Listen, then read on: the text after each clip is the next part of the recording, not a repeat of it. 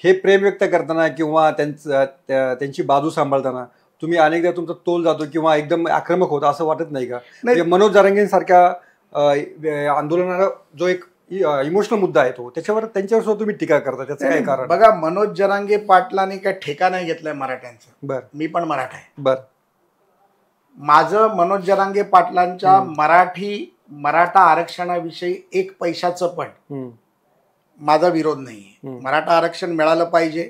मराठवाड्यातली आज मराठ्यांची जी परिस्थिती आहे त्यामध्ये आरक्षण हा अतिशय महत्वाचा मुद्दा आहे. आपण जर महाराष्ट्राचे जर वेगवेगळे भाग बघितले तर कोकणातला मराठा वेगळा आहे, पण मराठवाड्यातल्या मराठ्यांना गरज आहे. विदर्भात आपण गेलो तर त्यावेळेला पंजाबराव देशमुखांनी तो कुणबी मुद्दा आणल्यामुळे त्यांचा प्रश्न तिकडचा सुटला. पश्चिम महाराष्ट्रातला मराठा हा शक्तिशाली मराठा आणि उत्तर महाराष्ट्रामध्ये संमिश्र प्रतिक्रिया. परंतु मनोज जरांगे पाटील ज्या पद्धतीमध्ये आंदोलन करतायत त्याला मी विरोध नाही करत, पण त्या प्रवृत्तीला मी विरोध करतो. मनोज जरांगे पाटलांना कोणी अधिकार नाही दिला की देवेंद्र फडणवीसांच्या आईचं नाव काढावं, आईबद्दल अपशब्द बोलावे, कुटुंबाबद्दल अपशब्द बोलावे, देवेंद्र फडणवीस बद्दल अपशब्द. माझं मनोज जरांगे पाटलांना आव्हान आहे.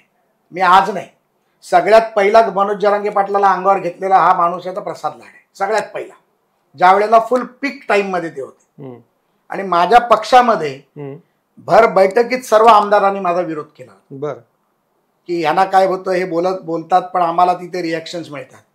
माझं म्हणणं होतं की ऍक्शनला रिॲक्शन झाली पाहिजे. मनोज जरांगेला मराठा आरक्षण जर कोणी दिलं तर ते फक्त देवेंद्र फडणवीसांनी दिलं आणि त्याचा मी विटनेस आहे विधान परिषदेमध्ये. कोर्टाच्या वेळेला 3-3 महिने रात्री 3-3, 4-4 वाजेपर्यंत वकिलांना घेऊन बसणं, सॉलिसिटर जनरलला घेऊन बसणं, चंद्रकांत दादा पाटील, देवेंद्र फडणवीस, गिरीश महाजन आम्ही बसत होतो. ऑबेरॉय हॉटेलमध्ये वकील राहत होते, समिती राहत होती आणि आरक्षण कसं दिलं पाहिजे यासाठी जर कोण प्रयत्न करत होता तो एक ब्राह्मण मुख्यमंत्री प्रयत्न करत होता. माझी मनोज दादाला विचारणं आहे आपल्या माध्यमातून, का ते शरद पवाराबद्दल बोलत नाही? माननीय पवारसाहेब फार मोठी व्यक्ती आहे. मराठ्यांच्या नावावरती ते सत्तेत आले, 4-4 वेळा मुख्यमंत्री झाले. मराठा नेता म्हणून तुम्ही दिल्लीमध्ये तुमचा विरोध मिरवता आणि मग आरक्षणाच्या वेळेचे तुम्ही स्टेटमेंट काढा पवारसाहेबांचे. आणि मग जेव्हा कधी निवडणुका येतात त्या निवडणुकीच्या वेळेला याला कुठला तरी नवीन पेव फुटतो, आंदोलन काढतो, बाहेर पडतो. आणि आमचा समाज, आपला समाज फार गरीब आहे, भोळा आहे. तो एखाद्या गोष्टीवरती त्याला भडकवलं तर तो लगेच भडकतो आणि त्याचा फायदा मनोज जरांगे. पण तुम्ही म्हणता शरद पवारांवर टीका का करताय? सत्तेवर असलेल्या लोकांकडे आरक्षण मागायचं की जे विरोधी पक्ष आहे त्यांच्याकडे? पण होते ना साहेब ते सत्तेत, पण तेव्हा जरांगे नव्हते ना. पण जरांगे नव्हते तर अण्णासाहेब पाटील होते ना साहेब. अण्णासाहेब पाटलांनी स्वतःला गोळी घालून का घेतली? या मराठा आरक्षणाचा लढाच तिकडनं मुळी सुरू झाला. पण आता जरांगेंना वारंवार आंदोलन का करावं लागतं याचं पण उत्तर तुम्ही दिलं पाहिजे. माझं म्हणणं असं आहे की जरांगे पाटलांनी त्यांच्या वस्तुस्थिती घेऊन मुख्यमंत्र्यांकडे चर्चेला बसा. 10% आरक्षण दिलं, सारथी दिलं, अण्णासाहेब पाटील आर्थिक विकास महामंडळातून हजारो कोटी रुपये दिले. आज तुम्ही जर गावागावामध्ये गेलात 1 लाख तरुणांना आतापर्यंत, किंबहुना त्याही पेक्षा जास्त तरुणांना रोजगाराची संधी करून दिली, म्हणजे व्यवसाय करून दिला. आज मराठा तरुण व्यवसाय करायला लागला. हे कोणामुळे झालं? हे माननीय देवेंद्रजींमुळे झालं. पण जर जरांगे पाटलाला ह्याचं राजकारणच जर करायचं असेल तर त्याच्यासाठी काय पर्याय नाही. राजकारण कोण करते? पण उलट तू बीजेपीचे लोक ओबीसी विरुद्ध मराठा वाद पेटवतात असं त्यांचं म्हणणं आहे. नाही, हे बघा असं आहे की ओबीसी समाज हा वेगळ्या पद्धतीमध्ये अनेक वर्ष संघर्ष करतो, मराठा समाज हा वेगळ्या पद्धतीत संघर्ष करतोय. आता ओबीसी वाले ओबीसीच्या पद्धतीने वाद करतायत, मराठा समाज मराठा पद्धतीने संघर्ष करतायत.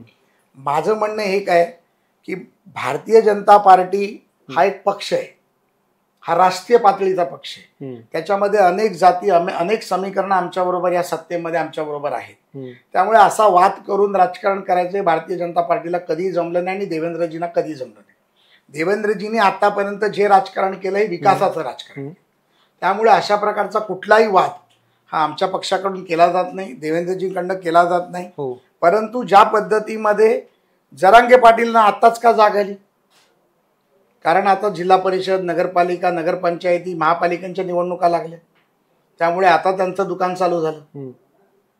त्यामुळे माझं म्हणणं काय की जरांगे पाटलांनी समाजाला जर खऱ्या अर्थाने तुम्हाला राजकारण आरक्षण मिळवून द्यायचं असेल तर त्याचं राजकारण करू नये. ओके.